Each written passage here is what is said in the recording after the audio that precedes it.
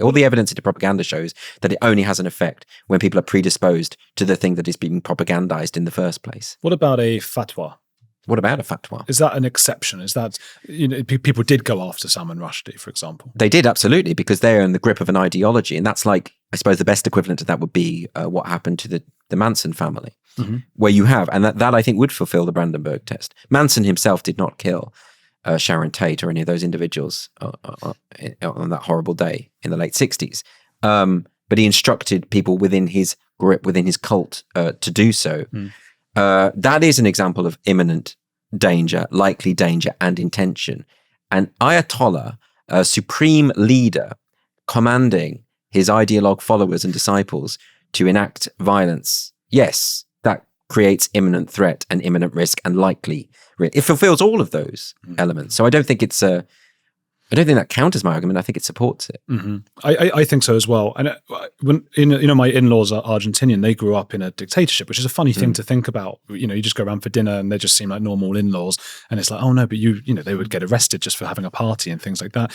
And people were, I'm sure you know about this, but they were arrested and just thrown out of helicopters if they seemed to be against the dictatorship. Yeah. And there was an expression that my wife was telling me about the other day, which was algo habrán hecho, which means they would have done something.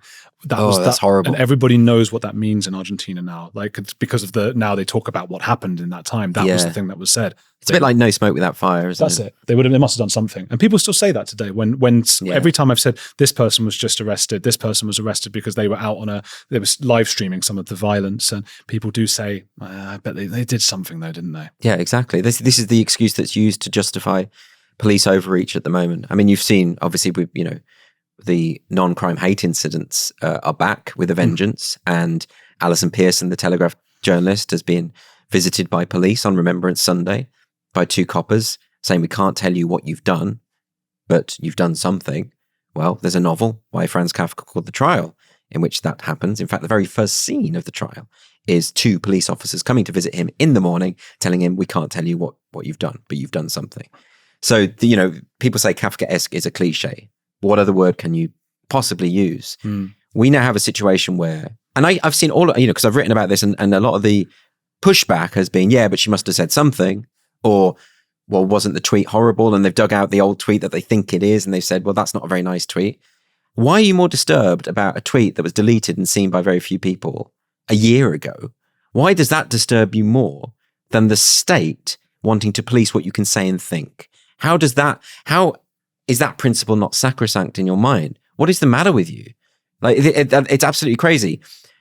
Maybe we should talk about non-crime, because that to me is one of the, I've been writing endlessly about this, and it does make me very frustrated, particularly today of all days when I'm grumpy. Yeah, traffic. More than traffic, just, existential dread. Yeah.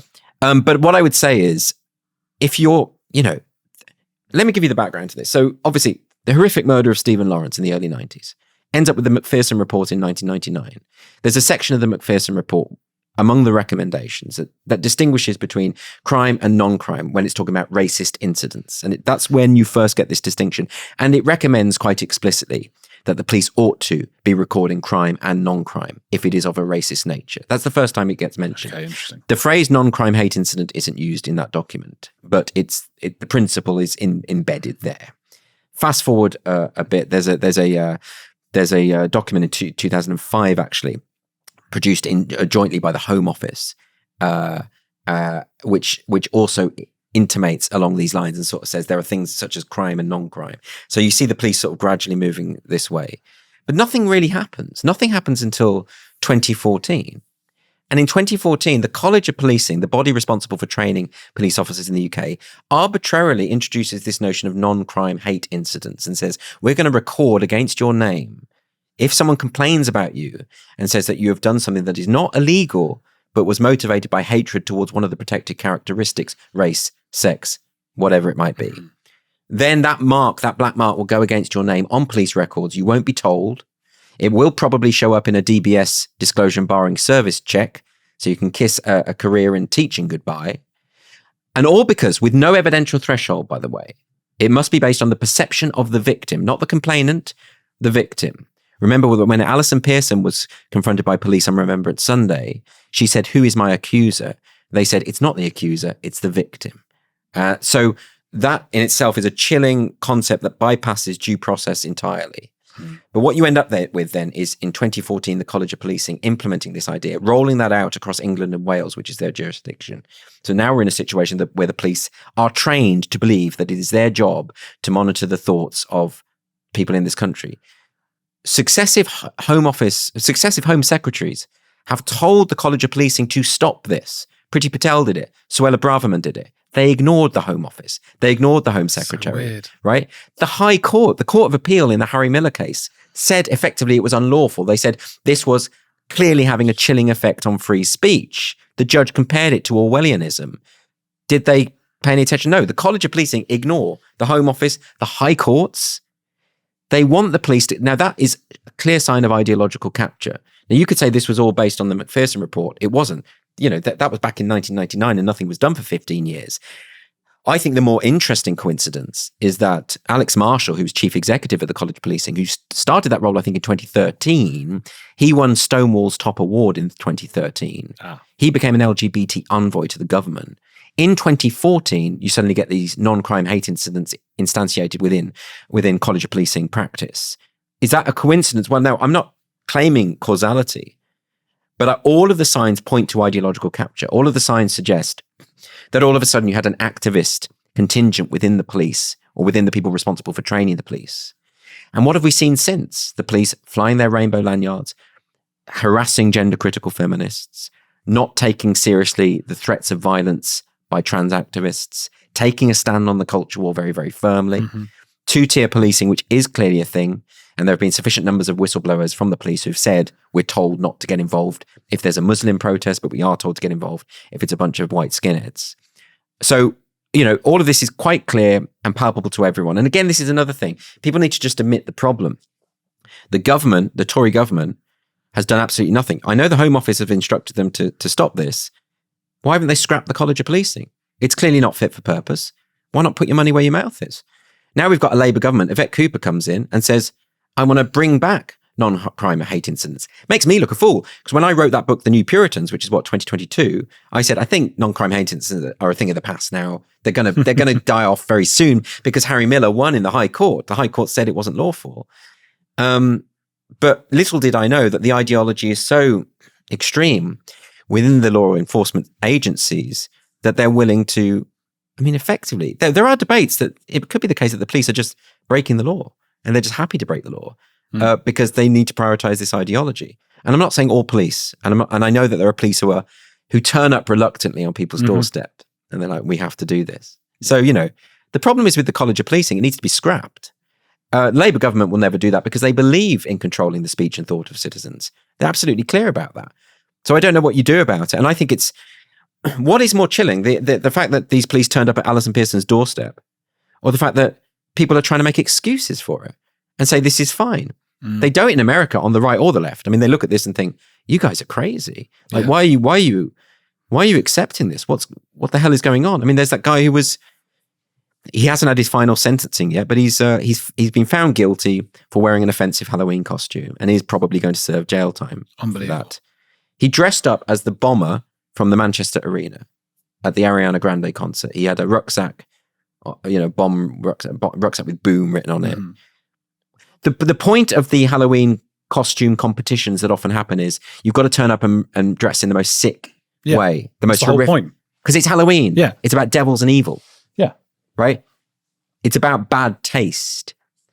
There is no way that in a free society you should end up in court for a costume.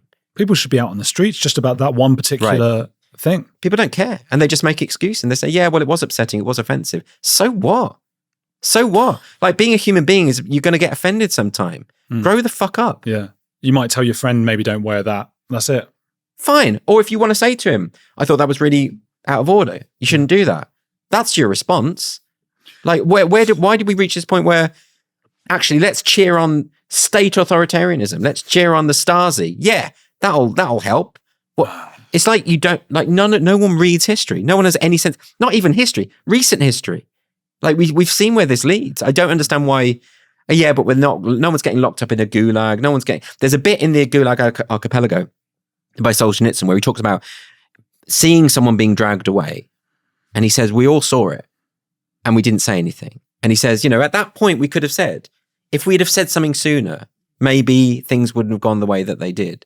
I mean, if that's not a warning, I don't know what is. I mean, it's true. You can allow things to get worse and worse in increments to the point where you don't even notice they're happening anymore. Yeah. We do have an authoritarian government. We do have authoritarianism, as I say, is now the norm in all Western governments, left and right. I'm not saying they're fascist. I'm saying that they're definitely not fascist, but they have authoritarian qualities. The SNP had authoritarianism baked into its DNA. That's part of its whole thing.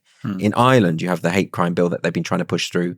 They've now reneged on it, but it's going to go through in some form or another. It wouldn't surprise me if Keir Starmer tried to push through a similar thing. And all based on what? Based on a false belief, a long discredited belief that words online cause real world harm. Based on a fantasy. Why is there so much government policy based on things that are not true? Why is it when Jackie Smith, who is the spokesperson in the House of Lords for the government, for equalities, why is it when she is asked point blank, what is gender identity? She can't answer the question. And she actually has a go at the person asking the question, saying, don't try these gotchas. She sort of says, let's try and take this a bit more seriously. Yeah, we do take this seriously. You're the one who doesn't. You're standing up there attacking people for asking you a legitimate question. If you want to implement public health policy on the basis of a supernatural belief, you better be able to define that supernatural belief or have some concept of what it means. And she doesn't, and she can't, and she shames the people who ask the question. No policy should be implemented on the basis of a belief that no one can define. The fact that it's even happening. It's insane. When will there be a politician that stands up and says, all hate speech laws need to be abolished in Parliament? When will that happen? No one's going to do it.